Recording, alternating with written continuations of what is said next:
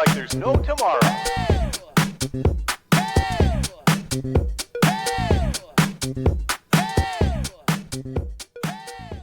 On a parlé donc de cet agenda 2030 et de tous les plateaux de jeux qu'on avait déjà vus plusieurs fois dans notre saga et plus précisément dans l'épisode 6. Et moi, j'aimerais bien qu'on aille voir un peu comment tout ça s'articule. Et tu as terminé l'enquête en disant on ne peut rien faire sans notre consentement.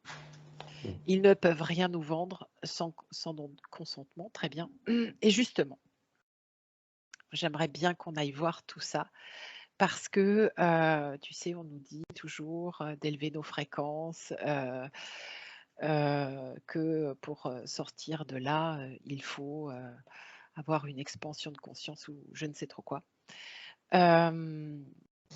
Donc voilà, moi j'aimerais déjà qu'on puisse comprendre et qu'on puisse creuser le fait que c'est comme si à chaque fréquence, il y avait un niveau de jeu dans l'illusion, la grande illusion dans laquelle nous expérimentons.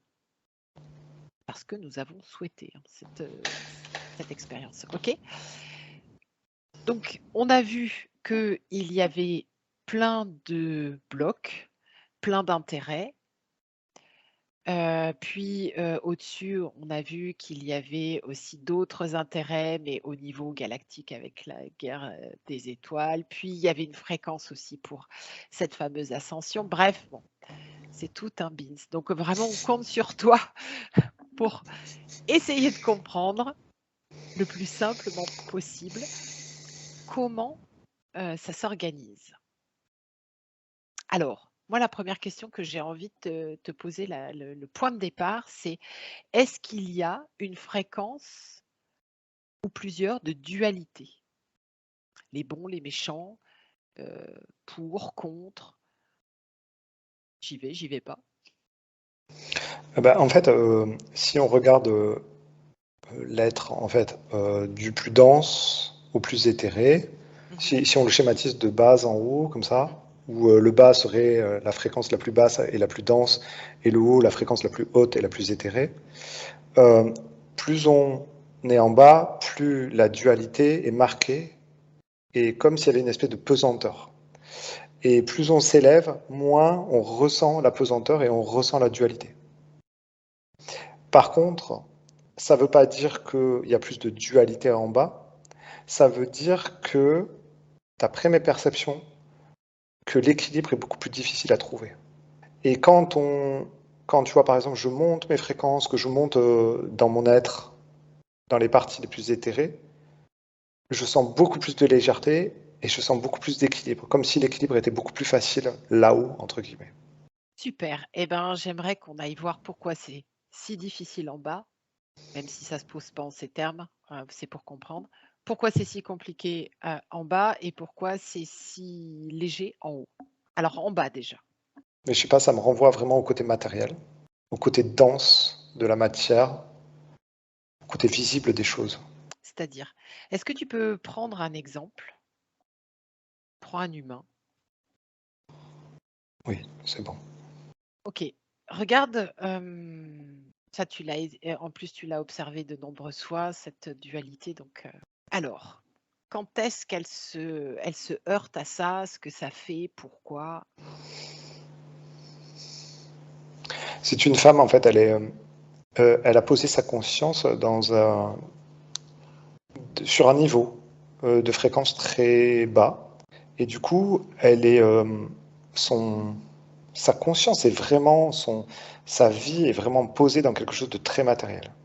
Donc elle est dans le film en fait. Hein. Tu vois, elle n'est pas en train de regarder la télé de loin et avec beaucoup de recul. Non, elle est dans l'écran et elle vit sa vie à ce niveau fréquence et elle n'en sort pas. À aucun moment elle n'est observatrice finalement et elle prend du recul par rapport à ce qu'elle fait. Elle est dans son job, elle est dans sa vie affective à fond et ça passe par des choses très matérielles, très concrètes, il y a très peu de place à l'imagination. Tu veux dire en fait qu'elle a construit sa vie, sa, sa compréhension du monde par rapport à ce qu'elle voit. Ouais, Elle c'est est ça. comme saint Thomas, quoi. Elle ne croit que ce qu'elle voit. Oui, oui, D'accord. Ok. Et donc forcément, quand ce qui l'entoure bouge, oui, elle est en souffrance. Enfin, en tout cas, elle est complètement reliée en fait à l'extérieur. C'est-à-dire que quand ça va pas à l'extérieur, elle souffre. Quand ça va bien, ça oui. coule et c'est chouette pour elle. Oui, en fait, en fait, la problématique de cette femme, c'est qu'elle elle s'identifie avec son environnement, avec cet étage, avec ce niveau de conscience, Mhm. et qu'en aucun cas, elle voit les autres niveaux de fréquence de son être. Et elle est là-dedans, et effectivement, comme tu dis, lorsqu'il y a quelque chose qui se polarise dans son environnement, c'est elle finalement qui se polarise, et donc qui se retrouve en déséquilibre. D'accord. Par exemple, quelqu'un qui considère que sa vie professionnelle est super importante, à partir du moment où elle se fait licencier, c'est un drame. Ah oui, oui, là c'est tout qui s'effondre. Ouais.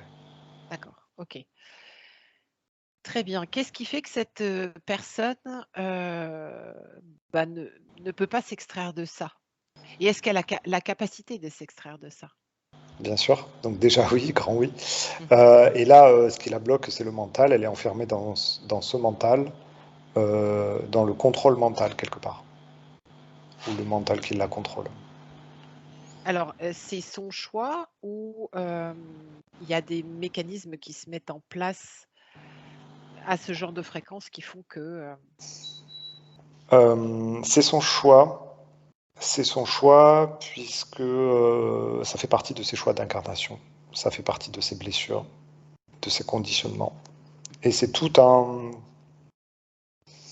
ouais, c'est tout un environnement lié à son expérience qui fait que elle s'est enfermée là-dedans. D'accord. Comment peut-elle en sortir? Parce que chaque jour, quand tu En es apaisant ses conditionné comme blessures, ça, en apaisant en ses blessures. apaisant ses blessures, en s'élevant, en, en évoluant en fait. Ça c'est important. C'est-à-dire que ce qui a l'air important, tu vois, quand on regarde cette perspective un peu, on va dire, caricaturale, euh, ce qui a l'air important, c'est de ne jamais rester figé dans ses blessures, dans ses drames, dans ses profondeurs, tu vois. Et on dirait qu'il y a l'invitation là à ce que la personne ou la partie de cet être soit en mouvement et accepte euh, l'expérience et le déroulé de la vie. Qu'est-ce qui fait pour cette femme qu'elle aura l'opportunité d'évoluer? Parce que c'est compliqué hein, quand tu es très conditionné par ça. Enfin, tu remets une pièce dans la machine tous les jours, quoi. Oui, mais tous les jours, on lui montre la clé pour s'en sortir. C'est-à-dire que quand on lui met une blessure face à elle, euh, soit elle la voit avec son mental et elle la voit comme quelque chose qui l'enfonce encore plus, soit elle prend ça comme une clé pour s'extraire justement de ce niveau-là. Et ce qui fait qu'à un moment donné, elle va y arriver. Euh, ça va être. Il y a plusieurs possibilités de se sortir. Mhm. Ça dépend aussi de la blessure, mais ça peut être un niveau de souffrance. C'est-à-dire arriver à un niveau de souffrance trop élevé, euh, on décide de changer et on décide d'utiliser un autre moyen pour vivre. Enfin, je sais pas, tu vois, prendre une autre voie. Je vois aussi qu'il y a l'intuition. À un moment donné, elle se connecte à son cœur, elle se recentre et, euh, et elle sent, elle voit une porte de sortie. Ok. C'est elle qui s'est programmé ces petits rendez-vous là avec elle-même, comme des clics, des... C'est elle avec elle-même, ouais. Mais c'est pas programmé. Ça me dit programmation, non. Monte un peu en fréquence. Chez cette même personne ou pas? Non, Ok. prends une autre personne. On va monter un petit peu. On reste toujours dans la dualité. Mm. Qu'est-ce qui est différent pour cette personne? C'est un écrivain qui arrive à s'évader. Il a un canal d'ouvert. C'est comme s'il avait son énergie en fait qui était fluide au niveau de ses différents chakras. Et il y a une possibilité de s'élever très rapidement et d'aller puiser dans ses corps supérieurs, aller chercher des connexions dans ses corps éthérés. Ok. Comment il est arrivé à faire ça? Donc en fait déjà il y a une disposition à ça, Mhm. à l'incarnation, et après il y a vraiment une écoute de soi, un centrage. C'est-à-dire qu'il décide d'écouter ou de se faire confiance quand il pressent, ressent des choses. Oui, Donc déjà, commence à quitter la posture du regard extérieur comme étant la réalité. ouais. C'est ça. Oui, mais attention là, faut pas tomber dans le piège justement de se dire que on est tous pareils au début. Parce que tu vois, là, je prends deux personnes différentes qui n'ont pas du tout les mêmes enjeux, qui n'ont pas du tout les mêmes chemins de vie au niveau de cette incarnation. Donc là, je me place dans une incarnation terrestre, bien sûr, tu vois. Et en fait, les personnes n'arrivent pas avec les mêmes dispositions et et les mêmes enjeux dans leur incarnation. Donc tu vois, du coup, c'est difficile de les comparer. Et même les conseils qu'on peut sortir là maintenant, tu vois, les clés qu'on arrive à trouver, Mhm. elles peuvent aider certaines personnes. Tu vois, elles peuvent matcher avec certaines personnes, elles peuvent inspirer, mais finalement, le chemin, il est propre à chacun.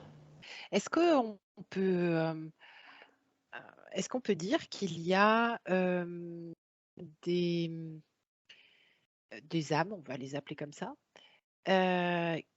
qui sont plus jeunes que d'autres?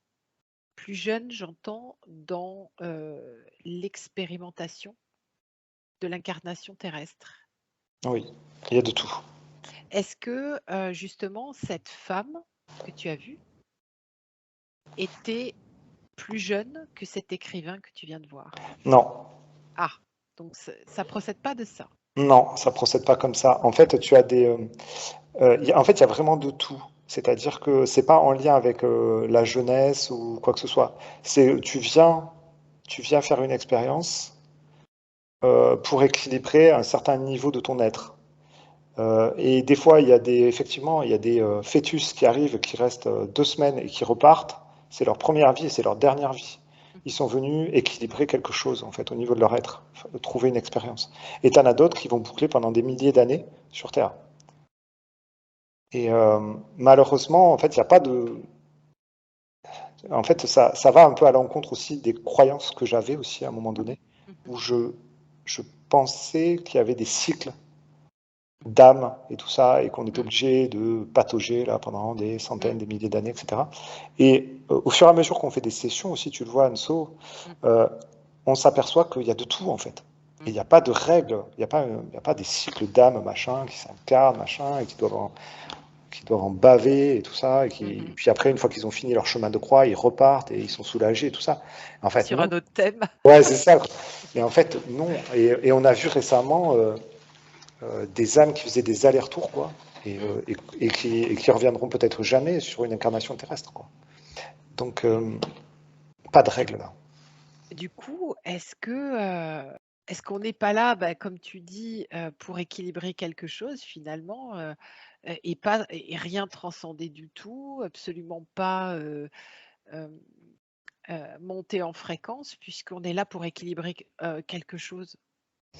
Oui, oui, mais c'est ça en fait. Euh, si on regarde notre être de façon globale et multidimensionnelle, on s'aperçoit que on a des choses qui sont pas équilibrées, qui sont en déséquilibre, et on est là justement dans des zones de dualité. On est là aussi pour aller les voir ces choses-là.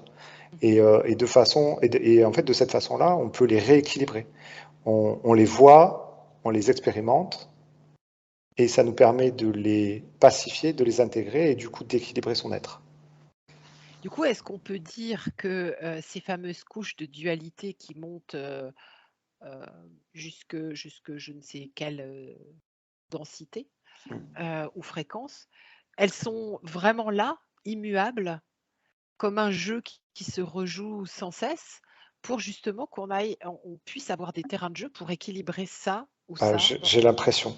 Mmh. J'ai cette impression-là. Bon, après, clairement, j'ai vraiment une vision dégradée de l'être, hein, je suis conscient. Donc, il faut, nous, de notre niveau, en fait, on nous montre les images qu'on est en capacité de Bien comprendre sûr. avec notre cerveau d'humain.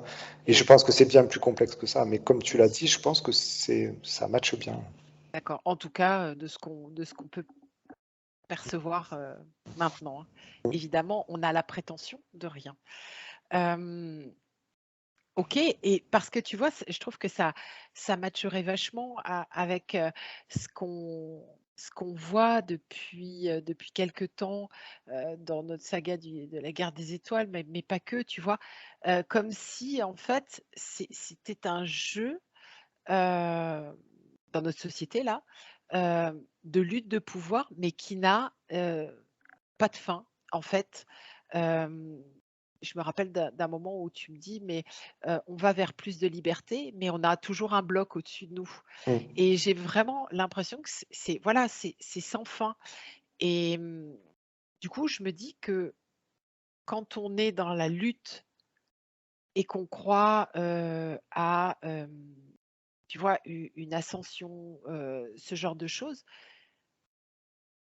finalement, est-ce qu'on reste pas tout le temps dans le jeu? Mm. Si. J'ai l'impression, alors tu vois, là, au fur et à mesure que tu parles, on me montre un être qui s'expand. Tu vois, c'est comme si je voyais, comment dire? C'est comme si je voyais un être comme un sapin, tu vois, comme un grand sapin, avec des couches très denses en bas et très éthérées en haut, comme j'ai dit tout à l'heure. Et au fur et à mesure qu'on met en équilibre les branches du sapin, un peu partout, le sapin grandit, grandit, grandit, les branches grandissent, et le sapin devient encore plus grand. Et il y a toujours des choses à faire pour rééquilibrer le sapin qui grandit et l'être qui grandit, tu vois. C'est comme si plus on va s'expandre, plus l'être va être grand et lumineux, mais plus il va falloir jouer de subtilité Mmh. pour que chaque branche soit en équilibre et que toutes les couches soient en équilibre. Donc on revient autant de fois, que nous ne sommes pas en équilibre. Alors sur la terre et peut-être ailleurs, hein. Peu importe, enfin ça dépend j'imagine de ce qu'on a besoin d'équilibrer? Ouais, mais alors là, tu vois, quand on dit, tu vois, alors ça c'est marrant parce que là, on passe à un niveau aussi de compréhension de notre part au fur et à mesure qu'on évolue dans les sessions et dans les enquêtes, où là, tu vois, par exemple, le mot on revient ne matche plus. Eh oui, Parce que quand tu es arrivé à un certain niveau de fréquence, tu es à la fois sur Terre, mais tu es à la eh oui, fois sur on va aller Mars le et voir je ne ça. sais où, tu vois. Mmh. Et donc, on revient pas, en fait, on est, tout simplement. Oui, bien sûr. Je voudrais revenir quand même parce que c'est ça qui m'intéresse de comprendre et d'appréhender, tu vois? C'est, ce jeu qui a l'air de boucler là pour le coup, dans lequel on est.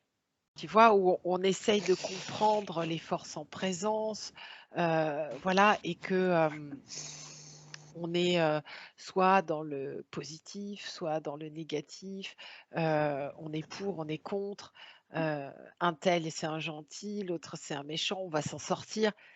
Finalement, est-ce qu'on n'est pas en plein jeu?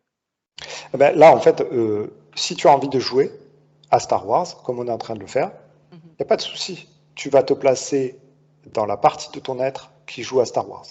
Mmh. Si tu as envie de jouer au Barbie, tu vas jouer au Barbie, quoi, tu vois. Mmh. Et, mais ça c'est juste des parties de toi. Mais par contre, quand tu dézoomes ton être, tu vois un être qui est beaucoup plus complet et beaucoup plus, je sais pas comment dire, beaucoup plus vaste. Et à ce moment-là, tu vois plus Star Wars comme ta vie, mais comme juste une partie de ton être qui est juste en déséquilibre, que tu as juste quelques peurs là-bas, de ne pas pouvoir faire quelque chose dans cette vie-là, tu vois. Euh, Quand tu dézoomes, tu dédramatises. Alors, ça c'est intéressant. Alors, ne plus vouloir le jeu, finalement, d'après ce que tu dis, n'aurait pas de sens, puisqu'on est là, on l'a voulu on a vu équilibrer cette certaine part de nous-mêmes. Mm.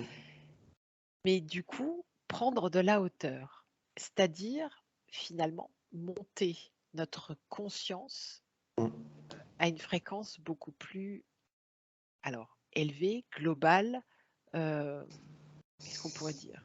Je sais pas, moi ça me fait vraiment. Enfin là, les images qu'on présente, c'est vraiment un dézoom. Je dézoome et je regarde, tu sais, en fait, ça me fait penser un peu à, à Google Earth, là, tu sais, quand tu Mhm. dézoomes, là, tu sais, et puis tu arrives à voir la planète en entier, alors que tu es parti de ton quartier, tu sais, en fait, à dézoomer. Et ben là, c'est pareil, en fait. Euh, je me place dans Star Wars avec mes petits problèmes du quotidien, là, avec des reptiliens et tout ça qui m'embêtent et tout ça, et je dézoome, je dézoome, je dézoome, et finalement, je vois mon être qui est hyper lumineux, qui est hyper vaste, mais qui a quand même Mhm. une vie là incarnée sur Terre qui lui pose problème parce que voilà, il est en colère parce qu'il a l'impression de ne pas être libre. Comment qui d'abord dézoome? Quelle est la part de nous qui Ah, c'est ta dézoome? conscience, hein. C'est Voilà. vraiment. Ouais, Ah oui, c'est oui, ta c'est conscience. d'accord. Comment la conscience fait pour dézoomer? Je sais pas. Ah ben, demande-lui. Ça dit, tu reviens à l'amour de toi. Oui, mais ça, c'est quand tu as la sensation d'être complètement incarné dans ton corps. C'est un joli principe, un beau concept, mais ça dit pas grand-chose. Parce que, ok, tu vas te mettre en tailleur dans le jardin et tu dis, ok, j'ai l'amour de moi, il va rien se passer de plus. Là, par contre, ça. Là, c'est pas content là quand ça dit ça. Là Ben et oui, là, non, mais là, ça me dit. Et alors, vas-y, commence par le faire. Tu vois? mais celui qui dit ça a bien raison de me remonter les bretelles et de me recadrer. Non, mais c'est vraiment ça, en fait. Si je décortique là, le processus que je suis en train de faire pour moi-même, par exemple, qu'est-ce que ça me dit? En fait, je sors du personnage. C'est-à-dire que je me regarde, moi, Guillaume Capin, en train de faire de l'hypnose. Je Ok. suis plus dans mon film d'hypnose, je suis en train de me regarder en train de faire de l'hypnose. Et puis, je suis en train de me regarder en tant que juste qu'être incarné sur Terre. Et après, je dézoome encore. Et là, ma conscience, elle me souffle des choses. Elle me dit, tu sais, tu as un autre Guillaume Capin qui est pas très loin de toi, mais qui est en train de faire un autre métier. Et en fait, tu vois, ma conscience, en fait, elle m'a déjà soufflé tous ces trucs. Elle m'a déjà invité à regarder, à me poser des questions sur est-ce qu'il n'y a pas d'autres dimensions autour de toi? Tu vois, et en fait, j'ai déjà exploré ça. Et en fait, quand je dézoome tout ça, plus je vais dézoomer, plus je vais essayer de dézoomer et de m'extraire d'un film, plus ma conscience me donne des clés pour casser mes limites, en fait, casser mes croyances. Donc, c'est lire l'observateur de l'observateur de C'est ça, l'observateur. c'est ça. Et en fait, ça rejoint le processus d'élévation.